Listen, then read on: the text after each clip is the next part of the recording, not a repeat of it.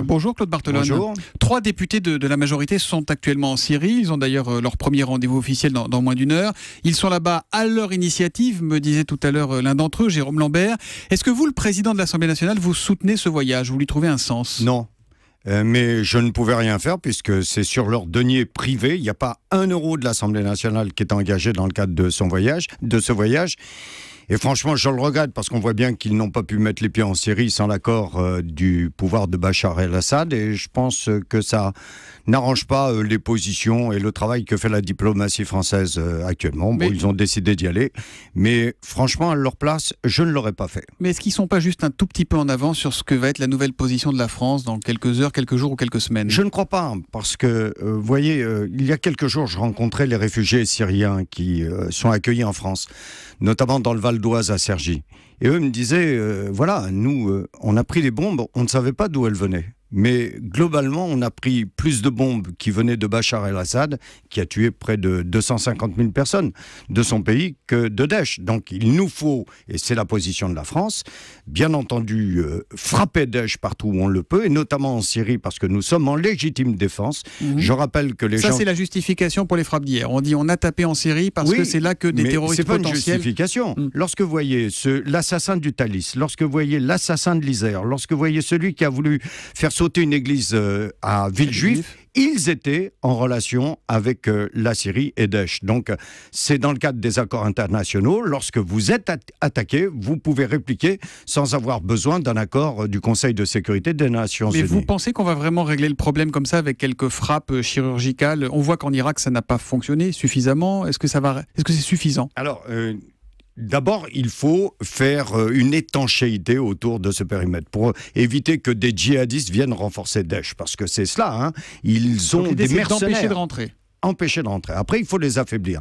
Après, moi, je souhaite qu'il puisse y avoir à un moment donné une coalition de pays autour qui luttent contre Daesh pour mettre des troupes au sol. Et là, vous êtes pour des troupes au sol avec une coalition ?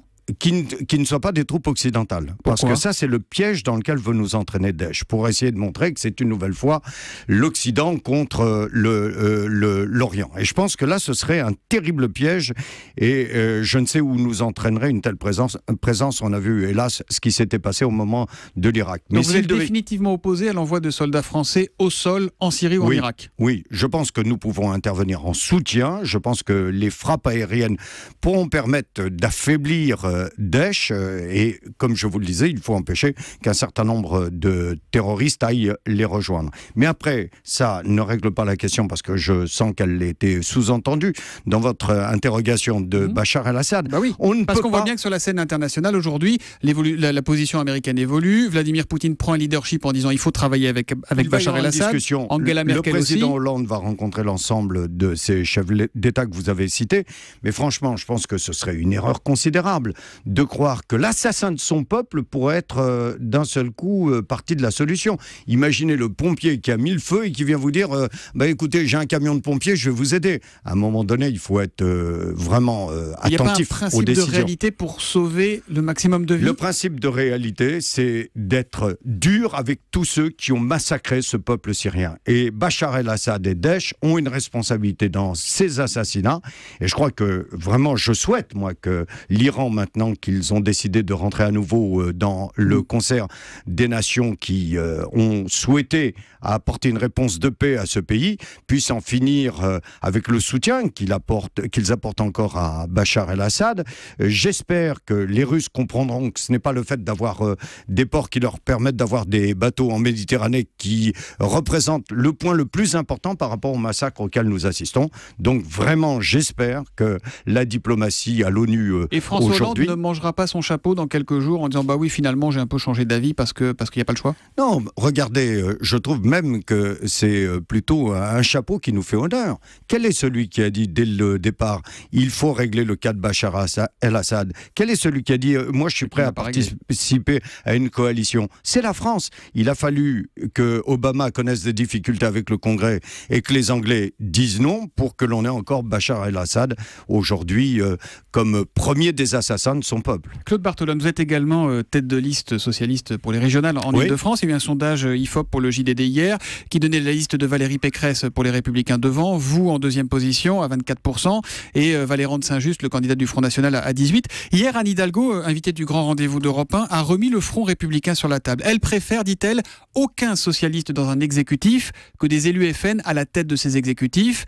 Là où le PS arrivera troisième, derrière le FN et derrière les Républicains, devra-t-il se retirer selon vous? Alors franchement, j'ai beaucoup d'amitié et j'aime beaucoup Anne Hidalgo, mais vraiment, je pense que c'est une erreur d'aborder cette question maintenant. Parce qu'imaginez ce que représente pour les électeurs que nous voulons aller chercher, qui hélas pour trop d'entre eux... C'est la réponse créative. Vous allez me dire, ils n'ont pas voté, on verra entre les deux tours. Non, c'est pas ça. Je pense que si vous dites à des électeurs, écoutez, voilà, venez voter pour moi, mais je vais me retirer, ils vont se dire, bah, finalement, autant voter pour ceux qui vont rester. Alors que nous, si l'on veut éviter la situation que vous venez de décrire, il faut que les électrices et les électeurs de gauche qui se sont éloignés des urnes reviennent. Et regardez, vous l'avez évoqué. Ils auront l'embarras du choix. Remarquez, comme vous êtes unis pratiquement nulle part, les électeurs de gauche, ils vont pouvoir se disséminer partout. Non, ça fera le jeu du Front National et le jeu des Républicains. Je pense que c'est tout l'objet de la campagne. Regardez, vous avez évoqué l'Île-de-France. 2 sondages, les deux, un me met devant, l'autre met la candidate de Sarkozy devant. En gros, on est à égalité. Mais tout va dépendre de la mobilisation des électeurs de gauche. Tout va dépendre de leur volonté de faire de cette région Île-de-France en particulier ou une région humaine, ou une région de chacun chez soi, comme l'a annoncé Sarkozy et les responsables de droite dans le meeting de la primaire qui s'est déroulé à Nogent ce week-end. Claude Barthelone, est-ce qu'il faudra selon vous une nouvelle impulsion gouvernementale après ces régionales, quoi qu'il arrive, quels que soient les résultats qui s'annoncent compliqués pour la gauche?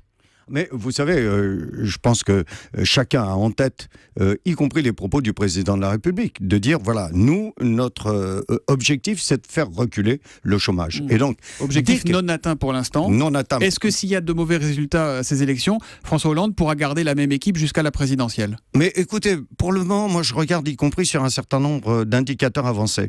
Depuis l'été, les effectifs des agences d'intérim remontent. Et c'est généralement une annonce en ce qui concerne après l'embauche dans les entreprises. Je vois que les marges de nos entreprises, parce que nous avons fait un effort, notamment dans le cadre du CICE et du pacte de responsabilité, remontent. Ça veut dire qu'elles auront plus de moyens à la fois pour investir et pour embaucher. Donc il faut vraiment tenir, il faut redonner une priorité. J'écoutais ce matin sur votre antenne les chiffres des mises en chantier en particulier. Moi, c'est le logement et les travaux publics qui continuent à me préoccuper. Donc il faut que l'on soit très attentif. Donc cette équipe va jusqu'au bout, elle est armée pour aller jusqu'au bout jusqu'en 2017? Oui, vous savez, j'emploie tout le temps cette expression, il faut de la stabilité et de la sécurité. Et je pense que ce serait une mauvaise chose que d'être déjà dans le coup d'après. C'est « Ah, mais on n'a pas encore voté, est-ce que ça va changer de gouvernement ?» Donc, pour le moment, c'est un gouvernement qui est là, Manuel Valls est là, il faut qu'il continue à donner cette priorité aux entreprises et à l'emploi. Dernière question, sur Emmanuel Macron, vous êtes plutôt sur la ligne Aubry ras-le-bol ou Lagarde qui ce matin dit dans les Échos, la France a besoin de beaucoup de lois Macron? Moi, je suis de ceux, et vous savez, c'est mon côté fils de prolo, qui disent attention, les services publics et les fonctionnaires, c'est le patrimoine de ceux qui n'ont pas de patrimoine. Et alors souvent, quand on dit fonctionnaires, on dit ah, trop de fonctionnaires. Mais les fonctionnaires, ils ont des noms. Qui va dire il y a trop d'enseignants, trop de policiers, trop d'infirmières? Il y a trop de Macron? Non. Macron est quelqu'un qui a sa place dans notre dispositif, mais il faut faire attention quelquefois aux expressions que l'on utilise. Merci Claude Barthelone d'être venu ce matin sur Europe 1. Bonne journée.